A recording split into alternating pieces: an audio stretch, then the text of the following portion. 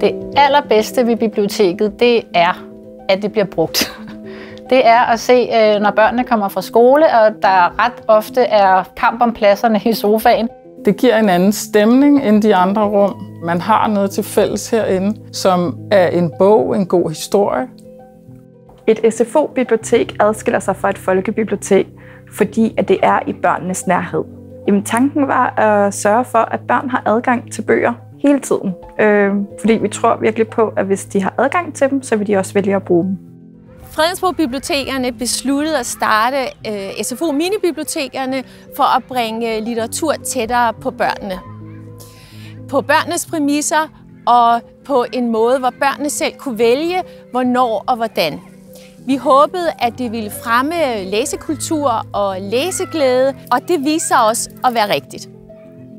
Jeg synes, den største succes har været, at vi har kunnet se, at når børn får muligheden for at vælge bøger, så vælger de bøger. Læseundersøgelser viser, at børn læser mindre, men vi tror faktisk ikke på, at det er fordi, de mangler lysten til det. Det er til dels muligheden, og det har projektet været med til at give dem.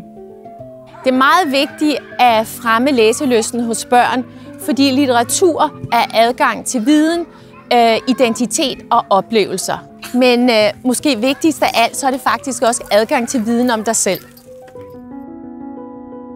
Det, at jeg har biblioteket her som en ressource, det betyder rigtig meget for mig. Jeg benytter mig rigtig meget af at læse højt, og jeg kan nærmest ikke lade være. Det gør bare et eller andet, man har den der nærvær med børnene, og man kan have en rolig stund, og man bare kan sidde og fordybe sig og fortælle en god historie, og ofte så giver det anledning til en masse gode snakke, og det er bare en kæmpe gave at have bøger i alle afskygninger. Efter børnene har fået adgang til SFO-biblioteket, oplever jeg, at de rigtig gerne vil have det åbent hver dag. Og hvis det ikke er åbent, så spørger de efter det. Der er nogen, der fravælger andre ting, hvis de finder ud af, at biblioteket er åbent, og så vil de hellere herned, også selvom bedstevennen vil noget andet. Så det har fået en rigtig stor plads hos mange af børnene. Vi har et helt hold af små bibliotekarer fra anden årgang, og det er dem, der har blandt andet lavet sedler rundt omkring og kategoriseret nogle af bøgerne, og de havde endda lavet små badges, hvor der stod bibliotekar, som de kom med den ene dag. Så det er også blevet et vigtigt rum for børnene.